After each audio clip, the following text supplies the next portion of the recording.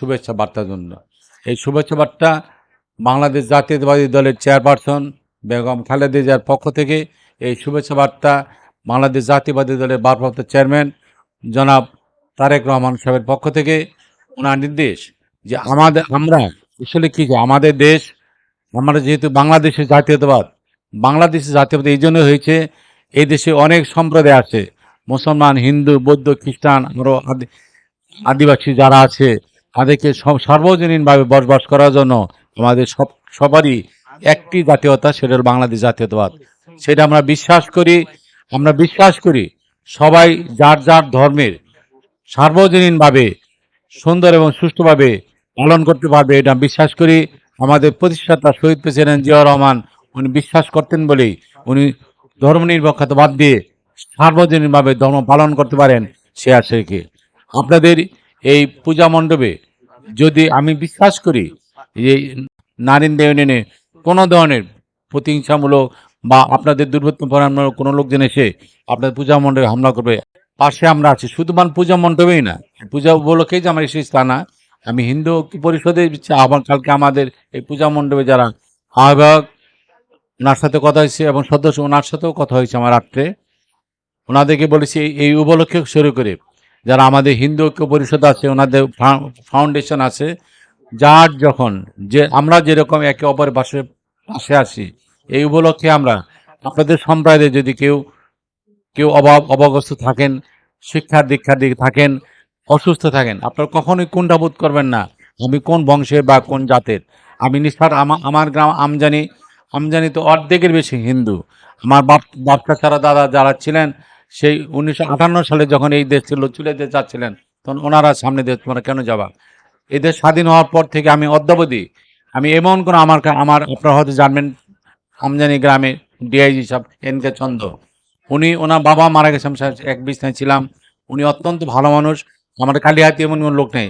কাজে আমাদের এই আমজানি গ্রামে যেভাবে লোককে আমি ভালোবাসি, হিন্দু সম্প্রদায়কে আমি কখনো আমি কোনো জায়গায় একটা অনুষ্ঠান করলেও তাদেরকে আমার হিন্দু সম্প্রদায় বাদ দেয় না।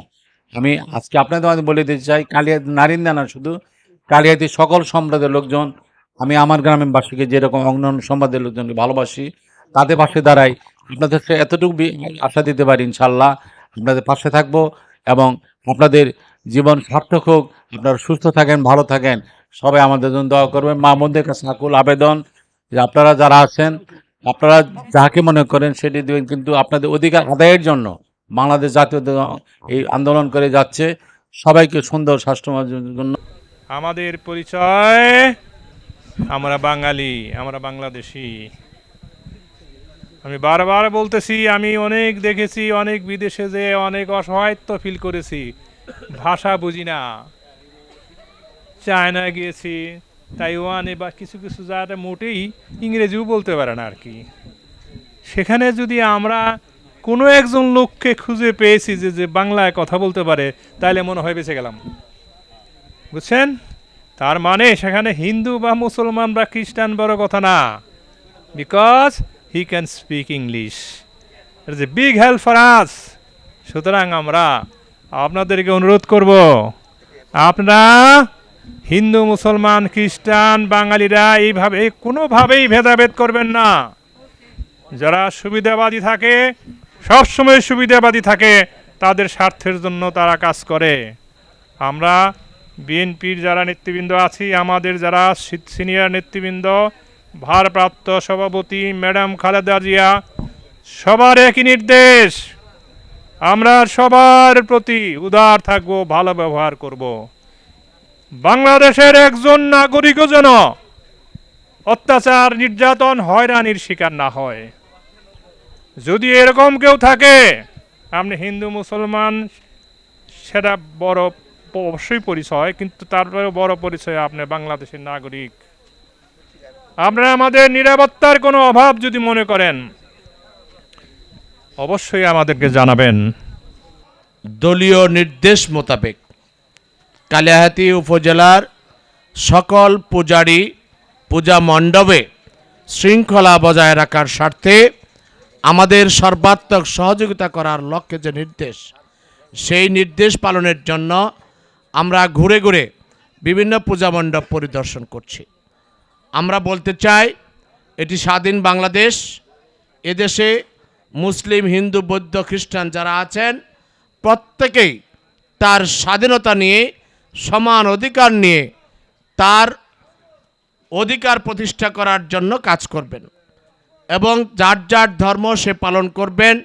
ধর্ম পালনে বর্তমানে যে বাৎসরিক যে শারদীয় দুর্গা পূজা, যেখানে অতীতে আমরা দেখেছি অনেক জায়গায় বিশৃঙ্খলা সৃষ্টি হয়েছে, আমরা গত বৎসরও আপনাদের এই পূজা মণ্ডপগুলো পরিদর্শন করে আমরা শৃঙ্খলা বজায় রাখার জন্য কাজ করেছি।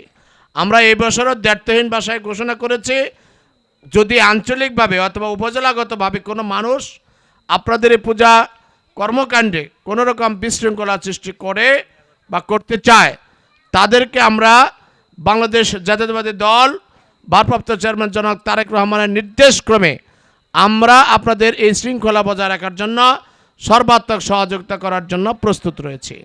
আপনাদের এই নারিন্দা ইউনিয়নে এই পূজাগুলোকে সুশৃঙ্খল করা, শৃঙ্খলা বজায় রাখার স্বার্থে আমাদের মহর চেয়ারম্যান সাহেবের নেতৃত্বে বিএনপির যে সকল নেতৃবৃন্দ রয়েছে তারা আপনাদেরকে সর্বাত্মক সহযোগিতা করবে।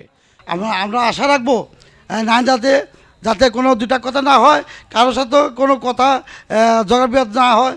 তারপরেও হঠাৎ করে একটা দুর্ঘটনা ঘটছে, এখন জানতে পারছি, ওসি সাহেব আমাকে ফোন করছিলেন, এখন জানতে পারলাম নাকি একটা দৌলতপুরে একটা ঘটনা ঘটছে। ওখানে যাবো এখন, প্রশাসন ওখানে আসছে, রায়বেরিয়া একটা ঘটনা ঘটছে ফাঁকে, বাচ্চাদের মধ্যে একটা গ্যাঞ্জাম হয়েছে। কাজেই আমি আশা রাখবো সুন্দরভাবে পূজা উদযাপন করেন, এবং যেদিন পূজা হবে কি বিসর্জন হবে, ওরা আমাদের দৌলতপুরের মাঠে হবে, বিশাল আয়োজন। আমরা হিন্দু মুসলমান যারা আছি, সিনিয়র পার্সন যারা আছি, সবাই আমরা ওখানে একসঙ্গে আমরা থাকবো। আমরা এটা পরিদর্শন করবো যাতে সুন্দরভাবে হয়, এটা আমরা আশা রাখবো। মণ্ডপে পরিদর্শনে এসেছি, ওনাদের একটি কথাই যে নেত্রীর নির্দেশ, আমাদের প্রিয় নেতা তারেক রহমানের নির্দেশ, ধর্ম যার যার অনুষ্ঠান সকলের, বাংলাদেশের প্রত্যেকটা গণমানুষ যার যার ধর্মাবলম্বী সঠিকভাবে পালন করবে, কিন্তু উৎসবগুলো যেন সকলের সম্মিলিত প্রচেষ্টায় পালিত হয়।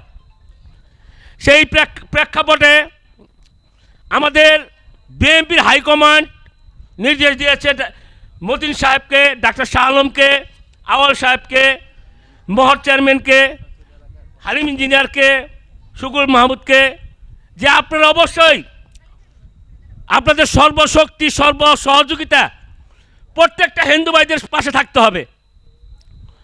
দল এবং দলের কমান্ড যদি মানেন, যারা বাংলাদেশ জাতীয় দল বিএনপির আদর্শের প্রতি বিশ্বাসী, যারা এই দেশের স্বাবলম্বী ধর্মের প্রতি বিশ্বাসী,